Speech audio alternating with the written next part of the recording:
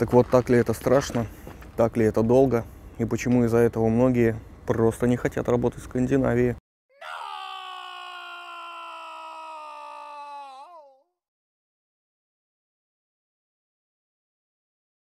Всем привет!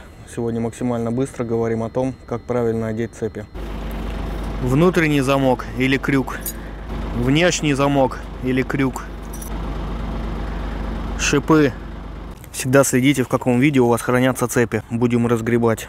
Итак, вот она, расправленная цепь по всей длине. Две боковых длинных цепи должны лежать ровно, а между ними должны лежать зубчатые поперечные, не изгибаясь, все ровненько шипами вниз или вверх. Пока мы расправляем, это не принципиально. Не должно быть перекрутов, все звенья поперечины должны лежать ровно, и зубчики все должны быть в одном направлении, вниз или вверх, зависит от того, как вы положили цепь. О, косячок. Расправляем. Обязательно. Проверили, убедились, погнали дальше. Давайте одевать. Итак, мы с вами подготовили цепочечку. Теперь самое интересное, как же ее быстро и правильно одеть. Первое, что нам понадобится, это снять вот эту вот штуку. Снимается максимально просто. Просто резинка снимается. Все. Все 4 расстегиваем. Готово. Поднимаем тягач. Зад тягача максимально высоко. Потребуется разместить цепь правильно относительно колеса. Положить ее рядом правильно для начала. Суть в том, чтобы расположить цепь так, чтобы вы могли одним движением ее накинуть на колесо. Маленький нюанс. Цепь одеваем с расчетом на то, что мы стоим на подъеме. То есть, исходя из самого худшего варианта сценария, мы стоим на подъеме и откатываться мы можем только назад. Правильное расположение цепи короткой застежкой к колесу. В данном случае у нас цепь лежит шипами кверху, короткой застежкой к колесу. Будем набрасывать прямо так, как она лежит. Обязательно проверьте, чтобы шипы были наверху. Короткая застежка к колесу. Короткая застежка у вас должна остаться вот там, между колес.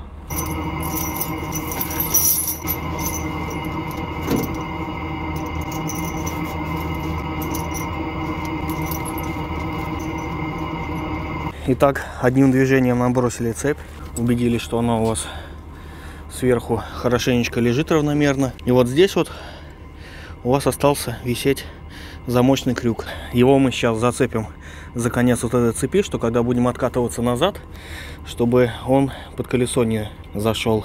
И вот что в идеале у вас должно получиться. Все, что остается, это застегнуть внутреннюю часть максимально высоко.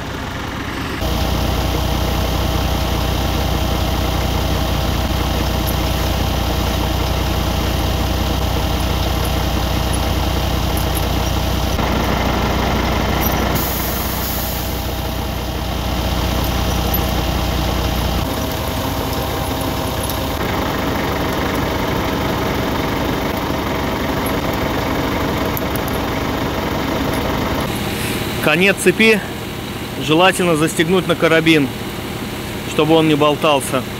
Подтягивать надо будет. Прокатившись несколько раз взад и вперед.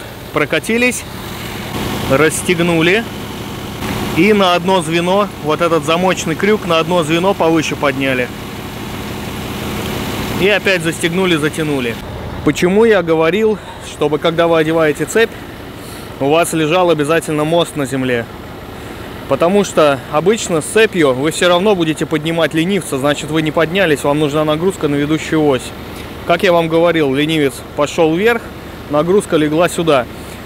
Резина сплюснется внизу точно, она начнет превращаться в блинчик и разопрет с собой цепь элементарно. Ладонь должна свободно проходить между цепью и колесом. Вот так. Цепь одета. Ничего сверхсложного на самом деле здесь нету. И когда будете готовы трогаться и ехать, оставьте подушки слегка поднятыми. Потому что вот эти поперечины, когда вы поедете, они начнут задевать вам вот эти вот части крыла и просто разрушать их. Ну и заодно, чтобы до прицепа не достал. Хотя это маловероятно, но на холодильниках у меня такое случалось.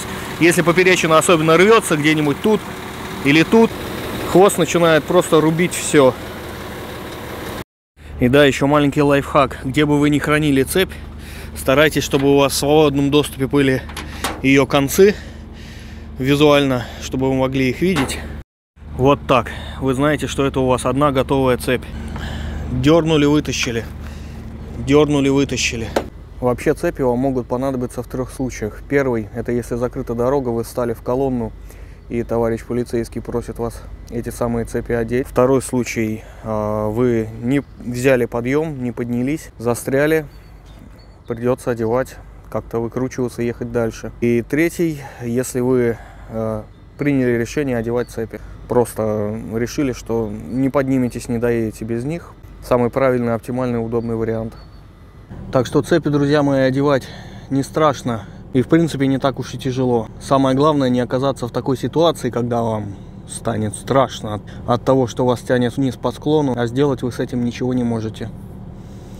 Так что осторожней на дорогах и удачи. Пока.